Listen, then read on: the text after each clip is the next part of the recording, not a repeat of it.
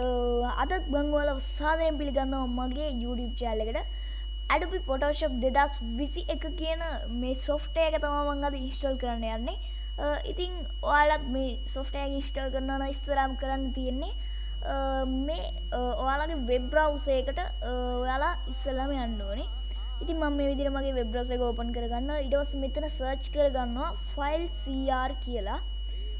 ඉතින් file cr කියලා මම මේ විදිහට සර්ච් කරගත්තාට පස්සේ මෙතන පළවෙනිට පේන ලින්ක් එකෙන් මම ක්ලික් කරනවා file cr the biggest software store කියන එක. ඉතින් මේ වගේ මම මේකට ක්ලික් කරගත්තාම මම මේ වගේ වින්ඩෝ එකකට අරගෙන යනවා. ඉතින් මම මෙතන සර්ච් කරගන්නවා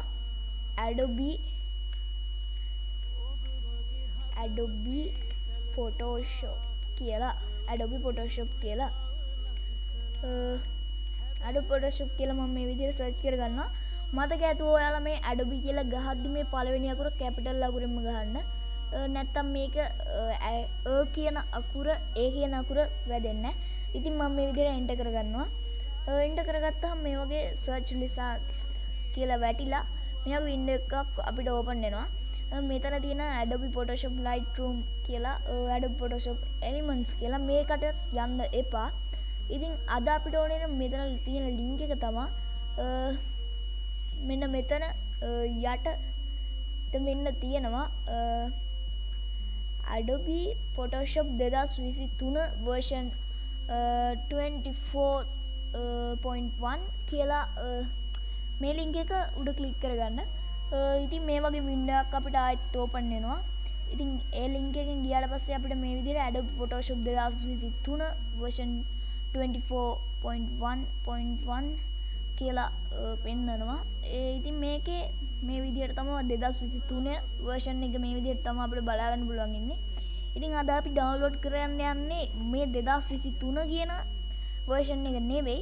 ඉතින් මේක යටට ගියපුවහම මෙතන previous version කියලා බලා ගන්න පුළුවන්. ඉතින් මෙතන තියෙන්නේ පරණ ආපු version. ඉතින් මේ විදිහට මෙතන show more කියන එක ඔබලා අපිට තව පරණ version ටික බලා ගන්න පුළුවන්. ඉතින් මේ වගේ යට යන්න අපිට බලා ගන්න පුළුවන් මේ Adobe Photoshop 2021 කියන මේ software එකේ version එක. ඉතින් මේ version එක මෙතන direct download කියලා තියෙන තැනින් අපිට download කරගන්න පුළුවන්. ඉතින් මේ වගේ මම මෙහෙම download කරගන්නවා. ඉතින් ඊට පස්සේ මේ වගේ thanks for downloading කියලා වටිනවා.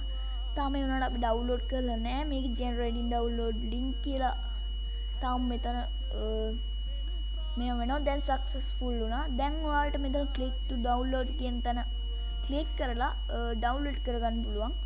ඉතින් මේ වගේ ඇඩ් එකක් එනවා. ඒක close කරගත්තාම මේ වගේ ඔයාලගේ වෙන software download වෙන විදිහටම zip file එකක් විදිහට මේක download වෙනවා.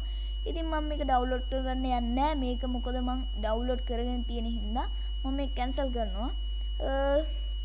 ඉතින් අපි මම download කරගත්ත තැනට මම දැන් යන්නම්. මේ විදිහට මම මේ ෆයිල් එක download කරගත්ත තැනට ආවා. ඉතින් මේ තියෙන්නේ මම download කරගත්ත zip file එක.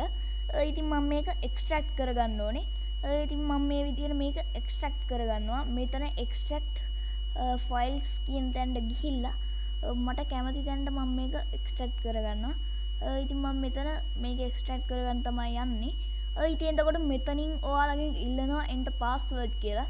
ඉතින් මේකේ password එක අපිට අර website එකේ දාලා තිබ්බා. ඉතින් මම මෙතන ඒ password එක ගහන්නම්.